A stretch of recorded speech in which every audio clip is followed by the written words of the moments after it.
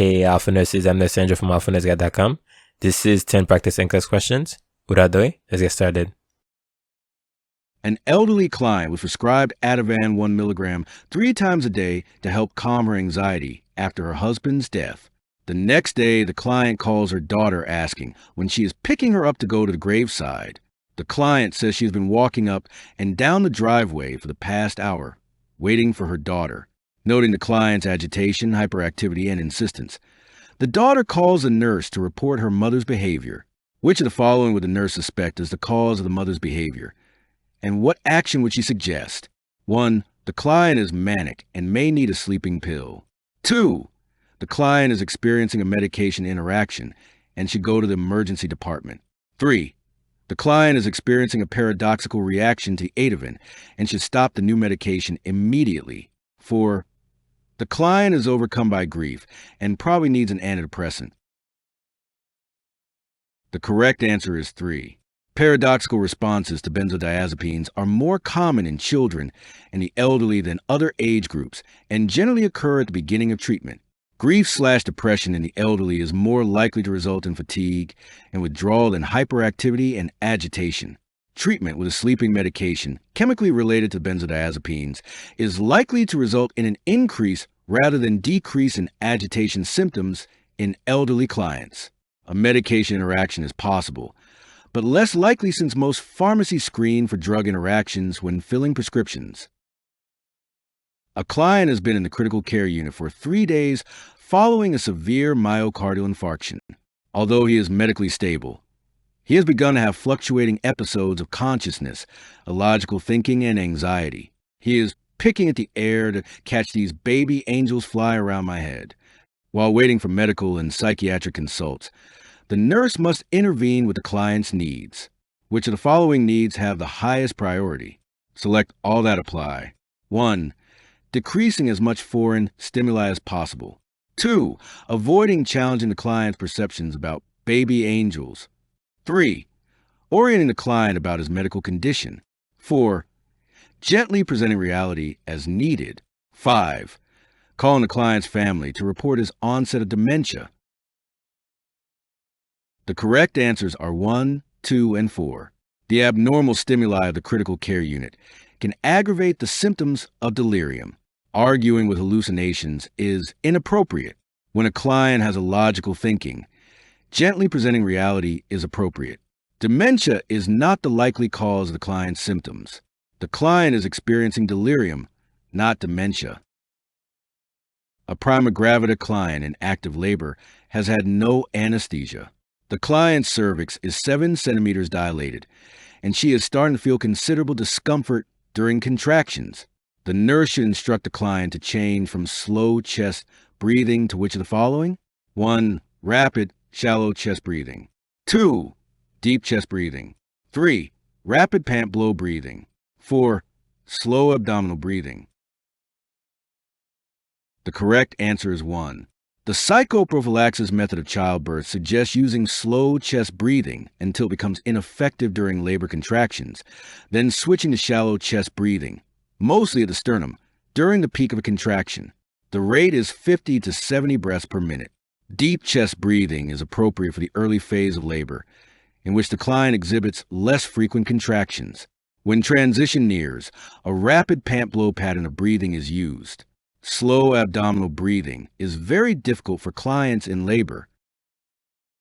A 19-year-old prima gravida client at 38 weeks gestation is 7 centimeters dilated and the presenting part is at +1 station. The client tells a nurse, "I need to push." Which of the following would the nurse do next? 1. Use a McDonald procedure to widen the pelvic opening. 2. Increase the rate of oxygen and intravenous fluids. 3. Instruct the client to use a pant-blow pattern of breathing. 4. Tell the client to push only when absolutely necessary. The correct answer is 3. Pushing during the first stage of labor, when the urge is felt but the cervix is not completely dilated, may produce cervical swelling, making labor more difficult. The client should be encouraged to use a pant-blow pattern of breathing to help overcome the urge to push. The McDonald procedure is used for cervical circlage for an incompetent cervix and is inappropriate here. Increasing the rate of oxygen and intravenous fluids will not alleviate the pressure that the client is feeling. The client should not push even if she feels the urge to do so, because this may result in cervical edema at 7 centimeters dilation. A 21-year-old prima gravida client at 40 weeks gestation is admitted to the hospital in active labor. The client's cervix is 8 centimeters and completely effaced at 0 station. During the transition phase of labor, which of the following is a priority nursing problem? 1. Urinary retention. 2. Hyperventilation. 3. Ineffective coping. 4. Pain. The correct answer is 4. During transition, contractions are increasing in frequency, duration, and intensity. The most appropriate nursing problem is pain related to strength and duration of the contractions. Insufficient information is provided in the scenario to support the other listed nursing diagnoses. Urinary retention would be appropriate if the client had a full bladder and was unable to void. Hyperventilation might apply if client was breathing too rapidly, but there is no evidence this is occurring. Ineffective coping might apply if the client said, "I can't do this," or something similar. Before we move on to the next question, the NCLEX Mastery Bundle is available.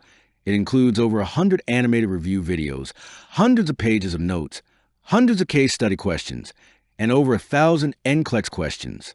Link is in the description, or you can get it at alphanurseguide.com. Back to the questions. Which of the following behaviors exhibited by the parents of an infant with pyloric stenosis should the nurse correctly interpret as a positive indication of parental coping? 1. Telling the nurse that they have to get away for a while. 2. Discussing the infant's care realistically. 3. Repeatedly asking if their child is normal. 4.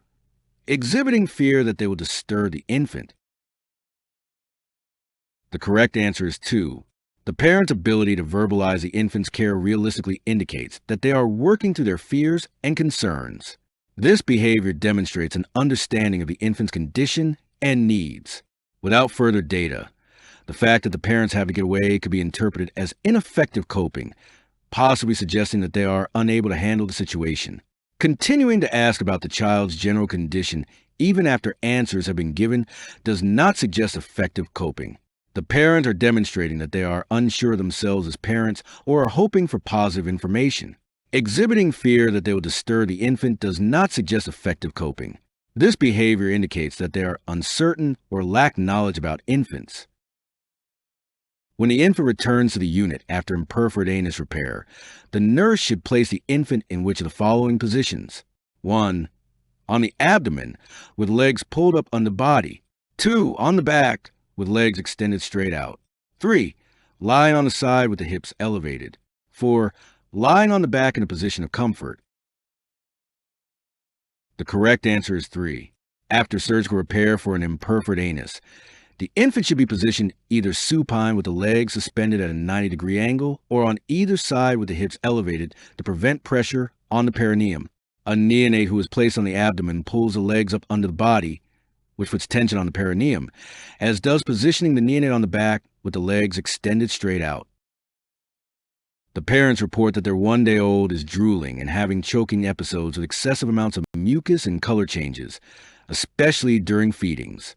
The nurse should contact the primary care provider to further assess the baby and request a prescription for 1. A lactation consultation. 2. A blood gas. 3. An X-ray with orogastric catheter placement. 4. A serum blood glucose. The correct answer is 3. The drooling and excessive mucus production is highly suggestive of a tracheoesophageal fistula. The initial diagnosis is made when an orogastric catheter cannot be passed to the stomach. A lactation consult would be warranted only after determining feedings were safe to continue. While cyanosis can be a sign of sepsis and hypoglycemia, the cyanosis is most likely related to the excessive secretions and airway patency. A blood gas may be needed, but only after ruling out a TEF. A client has developed a hospital-acquired pneumonia. When preparing to administer cephalexin 500 milligrams, the nurse notices that the pharmacy sent cefazolin. What should the nurse do? Select all that apply. 1. Administer the cefazolin. 2. Verify the medication prescription as written by the physician. 3. Contact a pharmacy and speak to a pharmacist. 4. Request that cephalexin be sent promptly. 5. Return the cefazolin to the pharmacy. The correct answers are 2, 3, 4, and 5. One of the rights of drug administration is right medication. Cefazolin was not the medication prescribed. The pharmacist is a professional resource and serves as a check to ensure that clients receive the right medication. Returning unwanted medications to the pharmacy will decrease the opportunity for a medication error by the nurse who follows the current nurse. A client has the following arterial blood gas values: pH 7.52, PaO 250, PaCO 228, HCO 324. The nurse determines that which of the following is a possible cause for these findings. 1. Chronic obstructive pulmonary disease. 2. Diabetic ketoacidosis with Kussmaul's respirations. 3. Myocardial infarction. 4. Pulmonary embolus. The correct answer is 4. PaCO2 of 28 and PaO2 of 50 are both abnormal. The PaO2 of 50 signifies acute respiratory failure. In evaluating possible causes for this disorder, the nurse should consider conditions that lead to hypoxia and hyperventilation, such as pulmonary embolus. COPD is typically associated with respiratory acidosis and elevated PaCO2. The client with diabetic ketoacidosis most often has metabolic acidosis. A myocardial infarction does not often cause an acid-base imbalance because the primary problem is cardiac in origin. You can get the NCLEX Mastery Bundle now. Link is in the description, or you can get it at alphanurseguy.com.